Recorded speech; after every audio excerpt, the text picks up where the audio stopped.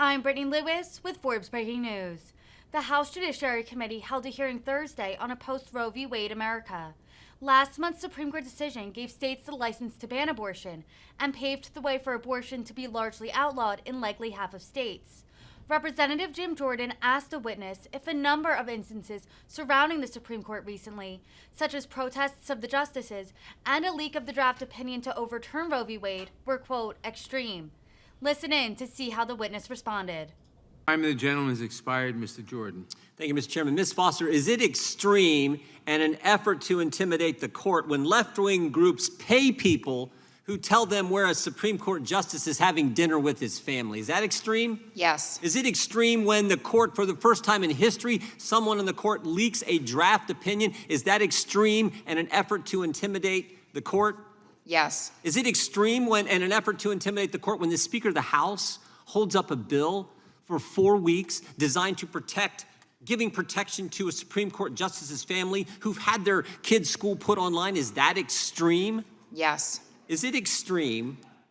Is it extreme then when the Justice Department, key agency in the executive branch, fails to prosecute protesters, ignoring a statute that's directly on point when they're protesting at Supreme Court justices' home in an effort to intimidate them and influence a decision, a case pending in front of the court? Is that extreme in an effort to intimidate the court? Yes.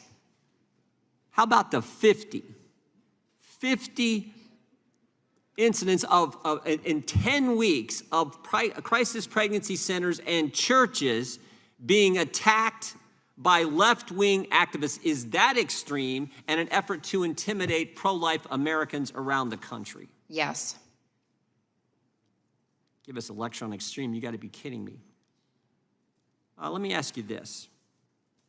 We noticed today that when you came in, you had a security detail with you. Is that true? Yes, that's correct. And this is the second time you've testified in front of our committee? It is. When you testified a few weeks ago, what date? Can you refresh me? I don't remember the date. It was May, 3 weeks ago, 4 weeks ago? Something like that, yeah. Maybe I guess it was two. Post-leak. Post-leak. So I think it was May, middle of May, you testified. Did you have security detail then? I did not. I did not have personal security detail at the time. Is there a reason you have him now then?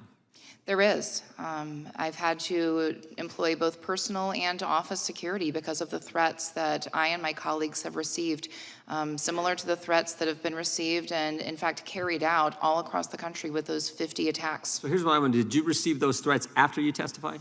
Yes. So that's when they started. You testified as a Republican witness, pro-life witness in front of this committee, then you started getting threats, and as a result, you now have to have security detail.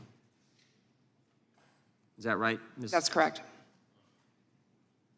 So it's not just the pro-life clinics and churches, it's people who have the willingness to come forward and testify in a hearing in front of the United States Congress who also get, I mean, we all know, the left always talks about the threats they get. We all get these threats. It's terrible. Well, I wish no one did. I don't want anyone to have these things. Doesn't matter what side of the political aisle you're on, we shouldn't have it. But all I know is in 10 weeks, we've had 50 happen to pro-life crisis pregnancy centers and to churches.